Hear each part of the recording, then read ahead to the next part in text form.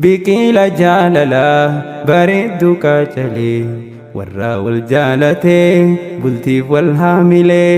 abjuun teessan dhugaa ta'uun ni mul'atti horaa wajjin bulaa Ahmadiif ziinati abjuun teessan dhugaa ta'uun ni mul'atti horaa wajjin bulaa Ahmadiif ziinati biqila jaalalaa bareeddu kaachalee warra wal jaalatee bultiif wal haamilee abjuun teessan dhugaa ta'uun ni mul'atti horaa wajjin bulaa Ahmadiif ziinati abjuun teessan dhugaa ta'uun ni mul'atti horaa wajjin bulaa Ahmadiif ziinati dhaamsa koo jalqabee bismillaahi dhaani maqaa keetii furtuun ittiin banadhuuni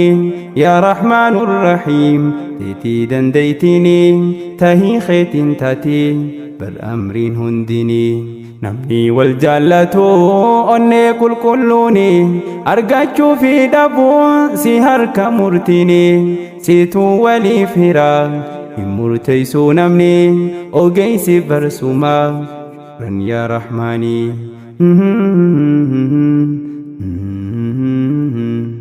yaa meyra jaalalaa wajjin magartanii daraartee mul'attee jaalalti teeysanii arraa areerrisii urgaa ka'annanii Ahmadiif ziinati bagaa wal fuutanii biqila jaalalaa bareeddu kaachalee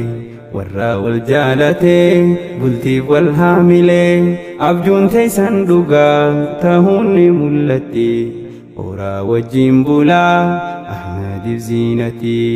abjuun teessan dhugaa ta'uun ni mul'atti horaa wajjin bulaa Ahmadiif ziinati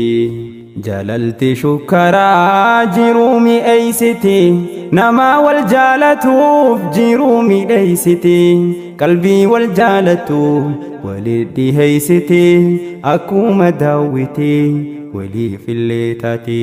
wanneen walittidhaa argaaf wal dheebotti wal argachuu qofaan dheebuu walii baati isin lameen arraa wajjin jaartan bulti isiniif guutamte cinaan imaanaati jireenyi kophummaa hin qabdu irifti jiruu kophaa keeysaa qabattanii lifti qalbiin teessan arraa tasgabboytee jirti meenuuf illee himaa jiruun hangam tolti hoggaa isin laalluu namaa hinaafsifti